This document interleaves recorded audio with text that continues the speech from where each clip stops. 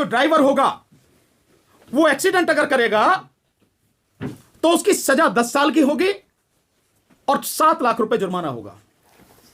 मैं एक बात बहुत सिंपल सी सीधी सी पूछना चाहता हूं इस सरकार से, क्या एक्सीडेंट कोई जान के करता है? अगर सामने कोई पक्षी आ जाए, कोई जानवर आ जाए, कोई इंसान आ जाए, वो भरसक कोशिश करता है कि किसी भी सूरत में उसको चोट ना लग जाए। और कई बार ऐसी स्थिति आती है कि उसमें वो खुद जो ड्राइवर है, उसमें बैठे हुए जो लोग हैं गाड़ी में, वो बड़े भयानक हादसे का शिकार हो जाते हैं। मैं एक एक्सीडेंट को जानता हूं, ऐसे कितने ही हैं, पर मैं एक एक्सीडेंट का उदाहरण देता हूं। बीजेपी के ही एक एमपी रहे हैं, संघप्रिय गौतम, नाम भी लेता हूं। वो लखनऊ की तरफ जा रहे थे गाड़ी से, एम्बेसडर गाड़ी में ऐसे ही एक व्यक्ति को, साइकिल वाले को बचाते हुए उनकी गाड़ी एक गहरे उसमें पोखर में, जोहर जिसे बोलते हैं, पूल, तालाब जिसे अंग्रेजी में और हिंदी में बोलते हैं, उसमें जाके गिरी। उनके परिवार के 4 लोगों की मौत हुई, 4 लोगों की, जिसमें उनका बेटा भी था। उनका बेटा, 4 लाशों का अंतिम संस्कार बुलंदशहर में हम सब ने मिलकर वहां किया था। स्थिति क्या रही होगी आप इसका अंदाजा लगा। तो कोई भी जानबूझकर एक्सीडेंट नहीं करता, एक्सीडेंट हो जाता है। एक्सीडेंट यही तो नाम है, घटना, दुर्घटना हो जाता है। आप उसमें इतनी कड़ी सजा का प्रावधान कर रहे हो। अगर आपको लगता है कि इसकी जरूरत है और आप इसे रोकना चाहते कि कोई जानबूझ के ना करे, तो भाई उसके लिए तो कानून पहले से ही है।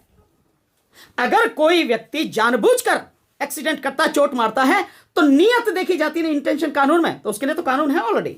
अगर वो किसी की हत्या करता, कराया जाता है, बहुत से लोग एक्सीडेंट के माध्यम से मरवाते हैं लोगों को, उसके लिए तो कानून है। आप 302 में उसकी नियत है, क्योंकि जो वो सारा जो सवारी है, यानी जो गाड़ी है, वो हथियार के रूप में इस्तेमाल होगी ना, उसके लिए 302 का कानून है। आप ये जो ला रहे हैं, इससे बड़ा इस देश की जनता के साथ और मजाक हो नहीं सकता। पर मोदी सरकार का तो ये काम ही है, कोई नई बात थोड़ी है। ये जो ड्राइवर अपने आप को बड़े वो समझते थे कि नहीं, मोदी सरकार बहुत बढ़िया है, बहुत अच्छा मानती है, वो सारे के सारे आपसे सामने आ गई। केवल इतनी बात नहीं है, कानून क्यों लाया गया है, इसके पीछे बहुत गहरी साजिश है। ये कानून केवल सामने से दिख रहा है कि जो वो है ड्राइवर हैं, उनको सजा देने के लिए। भाई ड्राइवर तो कौन है? आप भी ड्राइवर हो, ये सारे के सारे जितने पत्रकार बैठे, भैया मोटरसाइकिल पर आए हो ना, कार से आए हो ना, तो ड्राइवर तो तुम भी हो, मैं भी हूं। इस देश में मैं समझता हूं छोटे मोटे बच्चों को छोड़ के अब बाकी सारे लगभग लोग जो है मतलब ड्राइवर ही हैं। तो इन सबके लिए कानून है, केवल वो नहीं ट्रक चलाते हैं, बस चलाते हैं, उनके लिए, सबके लिए, सबकी गर्दन इस तरह से फंसाई जा रही है। पर ये इसलिए है कि जो 2024 में यह सरकार ईवीएम के माध्यम से जीतने का षड्यंत्र जो कर रही है, और इस बार जनता ईवीएम से चुनाव होने नहीं देगी, इस बार जनता ईवीएम के खिलाफ सड़क पर आकर लड़ेगी, जन आंदोलन बनाएगी। उस समय कोई भी व्यक्ति किसी भी तरह से बस में, ट्रक में, गाड़ियों में, मोटरसाइकिल पे कहीं बैठ कर ना आ जाए, इसलिए पहले इनकी गर्दन दबोचो। यह है उसकी इंटेंशन इस कानून के पीछे। यह है कि जिस समय वो सत्ता में वापसी के लिए सारे हथकंडे अपनाएगी, तब किसी भी व्यक्ति को किसी भी तरह का वाहन उपलब्ध न हो जाए। यह है गहरी साजिश, इसलिए सारे के सारे काम किए जा रहे हैं। तो हम इसका पूरी तरह से विरोध करते हैं, और सभी ड्राइवर भाई हमारे, जो इस देश की आधी से ज्यादा आबादी है, वो ट्रक के ड्राइवर हों, बस के ड्राइवर हों, मेटाडोर के हों, छोटे हाथी के हों, कार के हों, मोटरसाइकिल के हों, स्कूटर के हों, कोई भी, हम उनके साथ में हैं, पूरी ताकत से उनके साथ में हैं। इस लड़ाई में हम कंधे से कंधा, कदम से कदम मिलाकर उनका साथ देंगे। मॉब लिंचिंग को लेकर जो सरकार की तरफ से मॉब लिंचिंग को लेकर फांसी का प्रावधान किया गया है, और जो ड्राइवर संघ है उनकी तरफ से कहा गया है कि ड्राइवर की मॉब लिंचिंग बढ़ेगी। तो अब क्या जो मॉब लिंचिंग होगी वो भी फांसी के दायरे में आएगा? बिल्कुल नहीं होंगे। मॉब लिंचिंग कौन कर रहा है? बीजेपी और आरएसएस से जुड़े हुए लोग हैं। आप उनकी सारी देख लीजिए। गाय के नाम पे कौन मार रहा है?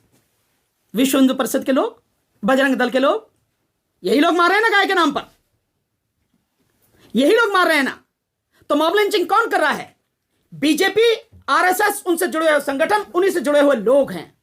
और महेश का जो है उन्होंने धंधा बना रखा है, धंधा कर रहे हैं वो लोग। वो लोग हैं, आपको दिखाने के लिए बना दिया कि उनके लिए कड़ा कानून है, फांसी की सजा। एक को भी कुछ नहीं, फांसी तो बहुत दूर की बात है। उन्हें अरेस्ट ही कर लें ढंग से, तभी की बड़ी बात है। लेकिन सर ड्राइवर भी तो उसी श्रेणी में आएंगे। कौन? हाँ, ड्राइवर जरूर टांग दिए जाएंगे। अगर ड्राइवर भी उसी श्रेणी में आ रहे हैं ना कि वो भी मॉब लिंचिंग कर रहे हैं, तो वो निश्चित रूप से टांग दिए जाएंगे। रही इसकी बात, मॉब लिंचिंग बड़े आराम से रुक सकती है, इसके लिए किसी कानून की जरूरत नहीं है। जो आरएसएस और बीजेपी के मुखिया हैं और जो इनके संगठनों के लोग हैं, इन्हें यही तो कहना है कि हमारा कोई भी आदमी किसी भी तरह से कोई मॉब लिंचिंग नहीं करेगा। मॉब लिंचिंग में कौन मारा गया? मॉब लिंचिंग में अधिकतर मुसलमान मारे गए हैं।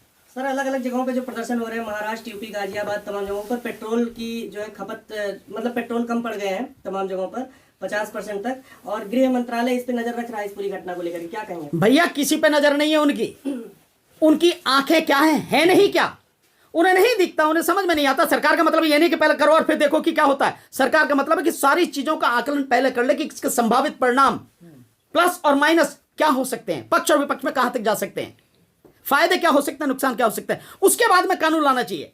पर यह सरकार तो ऐसी है, नोटबंदी करती है और उसके बाद में लोग अपने ही पैसे के लिए सड़क पर मर जाते हैं, और सरकार दिन प्रतिदिन उनमें कानूनों में, उसमें नियमों में बदलाव करती है। ऐसे जीएसटी लाती है और जीएसटी में हजारों तरह के उसमें बदलाव कर दिए गए, बावजूद उसके आज भी ठीक से नहीं वो सारी चीजें आ रही काबू में। ये सरकार। डीसी कपिल साहब 1 मिनट जरा बताएंगे कि मोटर वाले मामले में, जैसे अभी भानु प्रताप जी ने बताया है, कल दिल्ली और एनसीआर की जो ट्रांसपोर्टर हैं वो कल दिल्ली के जंतर मंतर पे 12 बजे से लेकर के 5 बजे तक एक बहुत बड़ा आयोजन कर रहे हैं। जैसे देश के दूसरे देशों में ट्रांसपोर्टरों ने ट्रांसपोर्ट को बंद कर दिया है, ट्रक खड़े कर दिए हैं, यहाँ पर भी वो स्थिति बनने वाली है।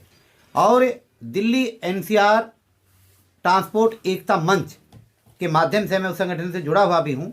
कल जो है एक बहुत बड़ा आंदोलन भी होगा, और ये आंदोलन अंततः ईवीएम के आंदोलन में जो 6 तारीख को जंतर मंतर पर होने वाला है, उसमें भी उनका पूरा सहयोग और समर्थन हमारे साथ रहेगा। तो ये जितने भी आंदोलन धीरे धीरे चल रहे हैं, ये ईवीएम हटाओ आंदोलन के साथ आने वाली 6 जनवरी को जंतर मंतर से जो है सब लोग जुड़ेंगे और पूरे लोग जो है एक साथ हम लोग आगे बढ़ेंगे। बस यही नई जानकारी। खबरों में बने रहने के लिए फोरम 4 को सब्सक्राइब करें और नोटिफिकेशन पाने के लिए बेल आइकन दबाएं।